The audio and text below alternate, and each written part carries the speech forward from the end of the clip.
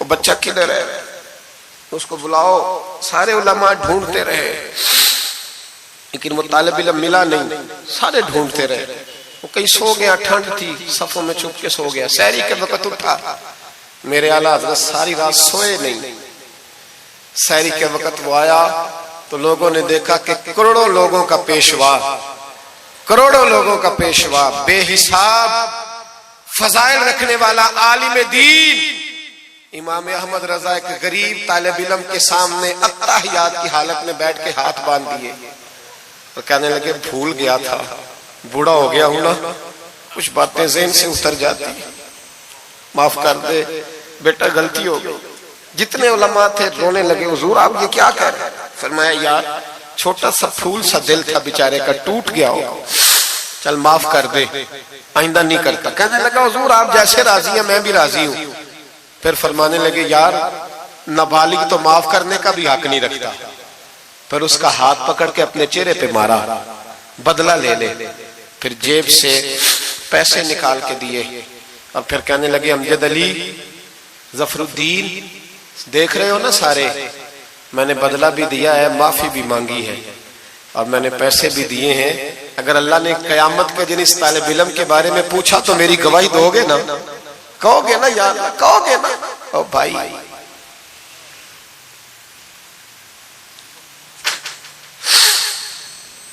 کمال تھا میرے اعلیٰ حضرت رحمت اللہ۔ عالم وہ ہوتا ہے کہ جس کے پیچھے چار گاڑیاں آگے اور چار پیچھے ہوں، پیچھے ہٹ جاؤ پیچھے ہٹ جاؤ، وہ مرشد ہوتا ہے۔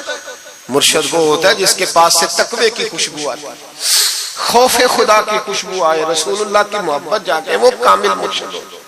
حضرت سید نعیم الدین صاحب مراد آبادی رحمت اللہ علیہ فرماتے ہیں میں پہنچا اس طالب علم کو، میں نے سمجھا کو وضو کرانے والا، تو میں نے کہا پانی اٹھانے لگا تو کہنے لگا بابا جی پوچھ تو لیں پہلے، پانی تو میرا ہے۔ فرماتے ہیں میں نے کہا چل بیٹے پھر دے دے اگر تیرا ہے تو، میں نے وضو کرنا ہے۔ تو وہ بچہ کہنے لگا حضور آپ کو پتہ ہے کہ نابالغ اپنی مرضی سے بھی اپنی چیز کسی کو نہیں دے سکتا۔ مولانا دیدار علی شاہ صاحب فرماتے ہیں میرے دل پر چوٹ لگی، میں نے کہا دیدار علی، احمد رضا کے مدرسے کے تو نابالغوں کا علم بھی تجھ سے زیادہ ہے، نابالغوں کا یہ حال ہے تو بڑوں کا کیا حال ہوگا۔ فرماتے ہیں کہ وضو اس بچے نے کیا، پھر میں نے پانی بھرا، وضو کر کے میں مسجد کی سیڑھیاں چڑھ رہا تھا، سید نعیم الدین صاحب کی نماز رہتی تھی، وہ مکمل کر رہے تھے، اعلیٰ حضرت سیڑھیاں اتر رہے تھے، ان کے پیچھے پیچھے ہاتھ باندھ کے لوگوں کو چلتے دیکھا تو میں سمجھ گیا یہی اعلیٰ حضرت ہے۔ اعلیٰ حضرت کی کرامت تھی کہ سید کی آنکھیں دیکھ کے پہچان جاتے تھے کہ سید ہے، آنکھیں۔ کہتے ہیں جب سیڑھیاں اعلیٰ حضرت اتر رہے تھے میں چڑھ رہا تھا تو میری آنکھیں دیکھ کے پہچان گئے، سلام لی تو کہنے لگے آپ سید ہیں، تیری نسل پاک میں ہے بچہ بچہ نور کا، تو ہے عین نور تیرا سب گھرانہ نور، آپ سید ہیں؟ کہتے ہیں میں نے کہا جی، کہتے ہیں اتنا بڑا عالم، جب میں نے جی کہا تو فوراً جھکے اور میرے ہاتھ چوم لیے۔ تو میں نے پوچھا طبیعت کیسی ہے؟ وہ بات جو میری اور سید صاحب کی تنہائی میں ہوئی تھی، میں نے کہا اعلیٰ حضرت سے پوچھا حضور طبیعت کیسی ہے؟ تو کہنے لگے شاہ جی ذات کا پٹھان ہوں، طبیعت ذرا سختی ہے میری، پٹھان جو ہوں تو ذرا طبیعت سختی ہے، کیا کروں؟ سید صاحب کہتے ہیں میں نے کہا حضور وہ تو میں نے ایسے ہی فرمایا، شاہ جی جو ہو گیا ٹھیک ہو گیا، آپ نماز پڑھ لیں میں انتظار کرتا ہوں، آپ نماز پڑھ لیں۔ کہتے ہیں پھر میں اعلیٰ حضرت کا ہو کے رہ گیا اور پھر ساری زندگی مجھے شکوہ رہا کہ اتنی دیر سے کیوں آیا ہوں، زندگی سے یہی تو گلہ ہے کہ تو بڑی دیر سے ملا ہے۔ خوف پتہ کتنا تھا دل میں، عاجزی کتنی تھی، اللہ جانتا ہے۔ میں نے بریلی شریف میں وقت گزارا ہے، وہاں نوکری کی ہے، ٹکڑے کھائے ہیں، میں نے وہاں کرو فر نہیں دیکھا، ہٹو بچو نہیں دیکھا، بڑے بڑے ان کے قد کاٹ ہے علمی، لیکن عاجزی دیکھی، عام طریقے سے گلیوں میں گھومتے دیکھا۔ میں جلسوں میں جاتا ہوں تو میری خواہش ہوتی ہے میں بیٹھ جاؤں، لوگ مجھ سے مل لیں، سارے لوگ شکوہ کرتے ہیں غریب، کہتے ہیں حضرت جی اگر وزیر ہمیں نہیں نہ ملتا تو پیر بھی نہیں ملتا، کوئی ہمارے دکھ نہیں سنتا، تگڑا مرید آ جائے تو اسے ہاتھوں سے بوٹیاں ڈال کے دی جاتی، اور غریب آ جائے تو اس کی طرف نظر التفات بھی نہیں کرتے اور کہتے ہیں اس کو عقل نہیں۔ تو میں کہتا ہوں صاحب جب جیب میں پیسے نہیں ہوتے تو عقل بھی نہیں ہوتی، پھر تو انسان کو ہوش نہیں ہوتی تو عقل کہاں ہوتی؟ سب روگاں دا روگ محمد جس دا نام غریبی، ایک کنڈ بلا کے لنگ جاندے نہیں دوست یار قریبی چھوٹا سا ایک بچہ 10-12 سال کا سید قنات علی شاہ صاحب اعلیٰ حضرت کے خلیفہ ہیں وہ کہتے ہیں وہ چھوٹا سا بچہ آ کے کھڑا ہوا کہنے لگا حضور آپ کی دعوت پکانی ہے کوئی ٹائم دیں گے اعلیٰ حضرت ابھی کچھ کہنے لگے تھے کہنے لگا حضور میں یتیم ہوں اکیلا ہوں صرف میری اماں ہے ملے گا ٹائم تو اعلیٰ حضرت فرمانے لگے تجھے نہیں ٹائم دینا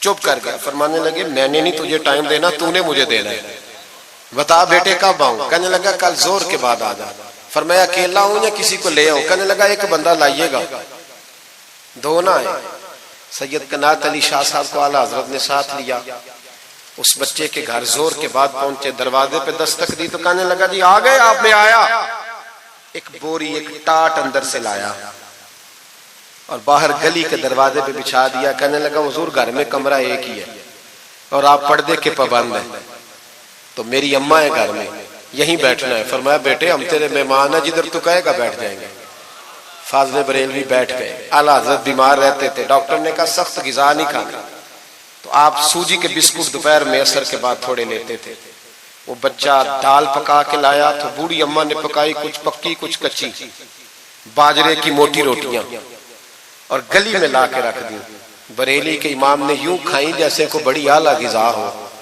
کہتے ہیں پہلی سید قنات شاہ صاحب کہتے ہیں پہلی دفعہ اتنا کھانا کھایا 1.5 روٹی کھا گئے تو فرمانے لگے میں نے کہا حضور مہربانی کریں تھوڑا کھائیں یہ طبیعت آپ تو کھاتے ہی نہیں تو آپ کی طبیعت پریشان ہوگی فرمایا چپ کر اپنی صحت دیکھوں کہ غریب اور یتیم کا دل دیکھوں فرمایا دیکھنا معصوم سا دل ہے ٹوٹ جائے کھانا نہیں کہتے کھول کے کھایا پر وہ باہر چائے بھی لایا چائے پی پھر اعلیٰ حضرت نے کچھ نذرانہ نکال کے دیا فرمایا یہ تحفہ رکھ لو کچھ پیسے بھی دیے کہا اجازت ہے جاؤں کہا جی ٹھیک ہے جائیں سید صاحب کہتے ہیں جب ہم آ رہے تھے تو میں نے اعلیٰ حضرت کو حضور یہ آپ نے کیا کہ اگر بیمار ہو گئے تو کہنے لگے شاہ جی چپ کر جاؤ اگر میرا دل پھٹتا ہو تو میں آپ کو چیر کے دکھاؤں جتنا سکون اللہ نے مجھے آج عطا کیا ہے پہلے کبھی نہیں ملا اس غریب کے پاس جا میرے اعلیٰ حضرت کے افکار تھے نظریات تھے وہ ساری زندگی رسول اللہ کا غلام بن کے رہے شریعت کی پاسداری کی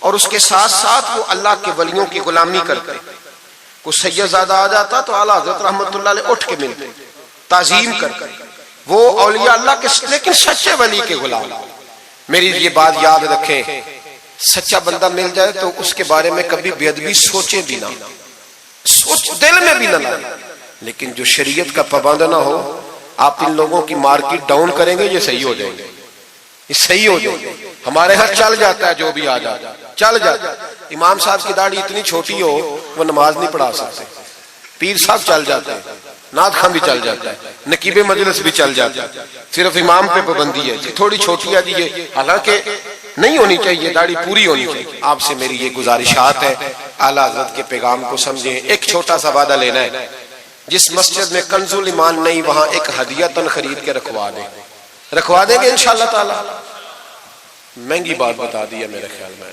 آپ چپ کر گئے رکھوا دیں گے قرآن شریف اور جس کے پاس 10 رکھوانے کی توفیق ہے وہ 10 رکھوا دیں اور اپنے علماء کو اعلیٰ حضرت کی کتابیں خود خرید کر پہنچائیں لائبریریوں میں رکھوائیں ان کا پیغام عام کریں لوگوں کو دیں اور تلقین کریں کہ اسے پڑھیں جو سوشل میڈیا استعمال کرنے والے ہیں وہ علماء سے لے لیں اعلیٰ حضرت کے فتاوی جات وہ اس کو آگے شیئر کریں ان کی باتیں آگے پہنچائیں اپنی ذمہ داری کا احساس کریں نمازیں 5 مسجد میں باجماعت پڑھیں یہ داڑھی نبی پاک کی سنت ہے اور اللہ نے صرف مردوں کو دی ہے عورت کو نہیں دی اس نے مرد کے چہرے پر پسند کی نبی سارے داڑھی والے صحابہ سارے داڑھی والے اہل بیت سارے اولیاء اللہ سارے جو لوگ کہتے ہیں نا نیک ہو کے رکھنی ہے ان کے لیے مشورہ یہ ہے کہ داڑھی رکھ لو نیک ہو جاؤ گے انشاءاللہ تعالی داڑھی نیک بنا لے اور جس نے رکھی ہے نا وہ بھی اپنی مرضی کی نہ رکھے نبی پاک کی مرضی کی رکھے پوری ایک مٹھی داڑھی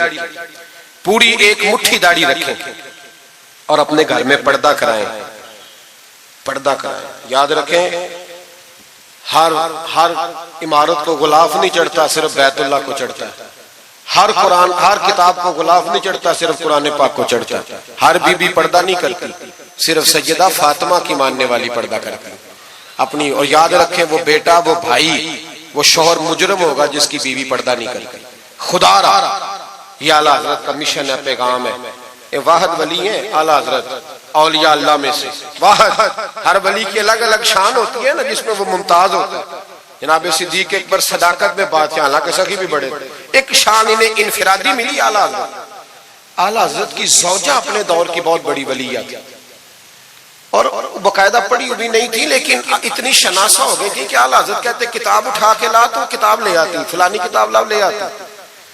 چھری کے ساتھ قلم بنا کے رکھتی، سیاہی رکھتی، کاغذ دیتی. آخری عمر میں میرے اعلیٰ حضرت نے فرمایا تو نے بڑی خدمت کی، مانگا کچھ نہیں کچھ مانگ لے. تو اماں جی اٹھ کے قریب بیٹھ گئی، کہنے لگی کچھ دینا ہے نا تو میری بخشش کی دعا کر گئی. انداز دیکھو، بیوی. باہر لوگ تقریریں سنتے ہیں، گھر والے کردار دیکھتے ہیں، اس لیے گھر والوں کو متاثر کرنا ذرا، وہ کردار دیکھتے ہیں، وہ تقریر نہیں نہ سنتے، کردار دیکھتے ہیں. اعلیٰ حضرت نے فرمایا میں تیرے لیے دعا کروں؟ تو کہنے لگی میں نے جلوتیں اور خلوتیں ساری دیکھی ہیں، میں نے دکھ اور سکھ آپ کے ساتھ بتائے ہیں، میں نے آپ کو ہر حال میں رسول اللہ کا غلام دیکھا ہے. تو اتنے سچے آدمی سے دعا کراؤں گی تو اللہ ضرور میری بخشش فرمائے. یہ کردار تھا. مجھے کہا گیا کہ میں اپنے پیر و مرشد حضرت سیدنا و مرشدنا حضور تاج الشریعہ شہزادہ اعلیٰ حضرت حضرت شیخ الاسلام والمسلمین مفتی اختر رضا خان صاحب رحمۃ اللہ علیہ کے بارے میں کچھ کہوں. نہ میری حیثیت ہے، نہ میری اوقات ہے، نہ میرے لفظوں میں اتنی طاقت ہے. یہ تو کچھ ڈیوٹی لگی ہوئی ہے تو کچھ بات کر لیتے ہیں. حضور تاج الشریعہ اعلیٰ حضرت کے پڑپوتے تھے. ازہر یونیورسٹی میں تعلیم، بڑے باپ کے بیٹے ہونے کے باوجود باقاعدہ تعلیم حاصل کی اور ازہر یونیورسٹی کو ٹاپ کیا. ایک اجمی نے جا کے عربیوں سے زیادہ نمبر حاصل کیے اور پھر واپس آئے تو پوری دنیا میں دین کا کام کیا. کئی زبانوں میں آپ کی کتابیں، کروڑوں لوگ آپ کے مرید تھے. میری طرح کے کئی لوگ باہر دروازے پہ کھڑے رہتے تھے کہ چلو اس رستے میں بیٹھنے کا موقع مل جائے جہاں سے انہوں نے گزرنا ہے. کئی لوگ اللہ نے توفیق دی مجھے کچھ دیر ان کے پاس بیٹھنے کی، کچھ ان سے سیکھنے کی، کچھ پڑھنے کی. انہوں نے مہربانی فرمائی تو وہاں بھی بلوایا. یہ بھی ان کا وصال ہوا ہے.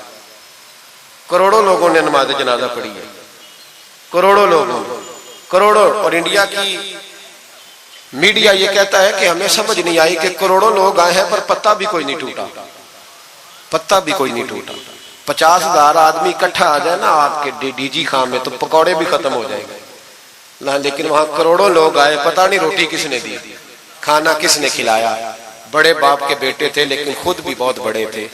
ساری زندگی رسول اللہ کا دین پھیلایا. دعا کرنا اللہ تعالیٰ ہمیں ان کے طریقوں پر چلنے کی توفیق عطا فرمائے. میں دعا کرتا ہوں جو کچھ میں نے عرض کیا اللہ اسے قبول فرما لے. جہاں ہم بھول گئے اللہ ہم سے درگزر فرمائے.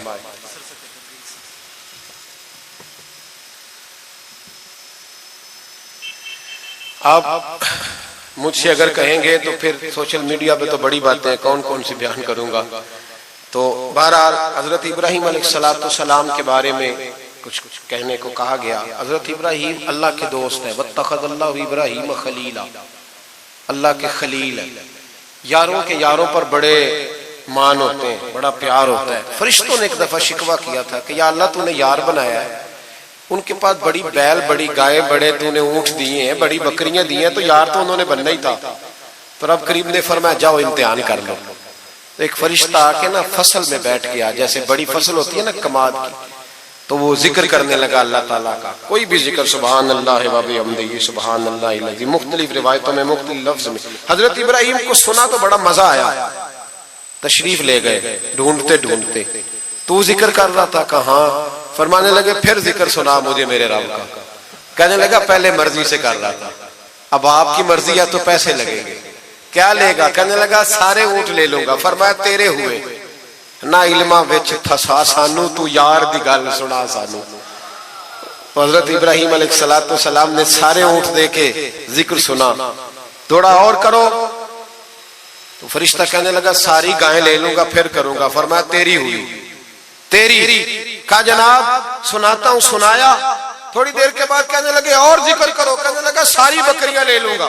فرمایا تیری ہوئی.